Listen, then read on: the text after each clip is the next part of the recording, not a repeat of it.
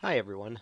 This video is going to show you how I mounted a red dot sight, specifically the Vortex Venom sight, to my pistol's rear sight's dovetail slot. Since pistol mounted red dot sights are becoming increasingly popular, I wanted to try one for myself. In watching the video, you might ask why I chose to use a mount that uses the same slot as the rear sight and not have the top of the slide cut. I did this for a couple of reasons. Number one, and most importantly to me, is that I didn't want to potentially and permanently ruin my gun if I discovered that I didn't like using a red dot sight. And number two, the cost factor.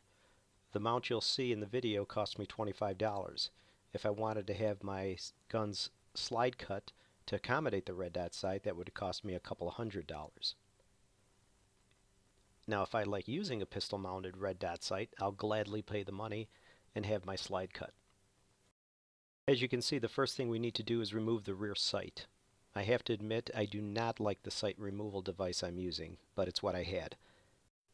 If you don't have a sight removal device, you can carefully tap it out using a hammer and punch.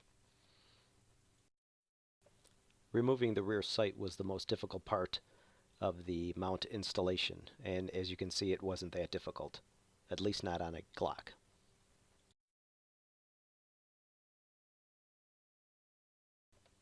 Here's the sight mount I chose to use. It costs about $25 and can mount a variety of red dot sights to a variety of Glock pistols.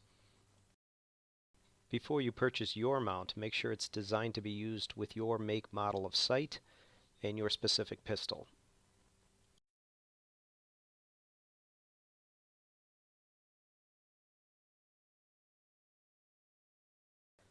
First, we're going to remove all the screws.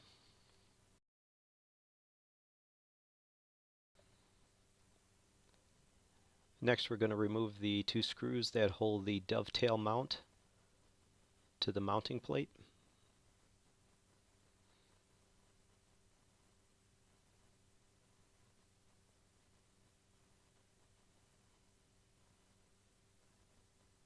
And this is the mount piece that gets slid into the slot where your rear sight was.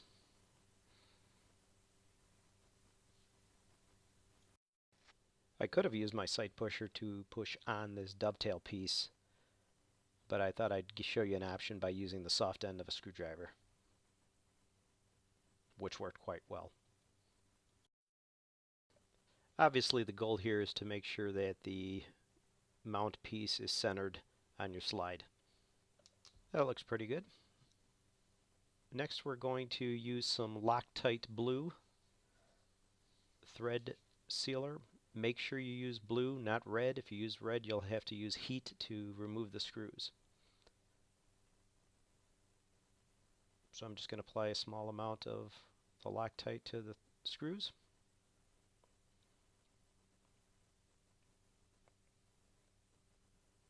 And if you notice when installing the screws, I do one at a time and just screw them down loosely. I don't tighten the screws all the way down until I have both of them installed.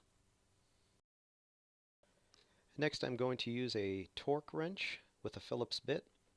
You don't have to use a torque wrench, but it will keep you from under tightening the screws, which could lead to the sight coming loose, or over tightening the screws and stripping the fine threads. Here I set the torque wrench to about 8 inch-pounds. One of the reasons I chose this mount was because I like the way it was machined. It has the curves on both sides to follow the curves of the slide. Next, we're going to mount the sight. The 4 pins on the mounting plate align up with the 4 holes on the sight. And then it's just a matter of putting the screws in. Again, we're going to use Loctite blue. Just a small amount on the threads is all you need. And we're going to torque them down very loosely at first until we get both of the screws in.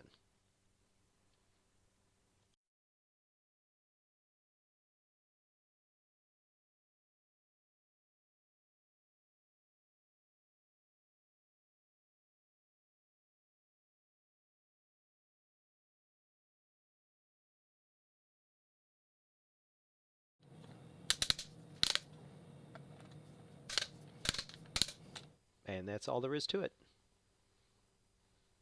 And here's the end result. Thanks for watching.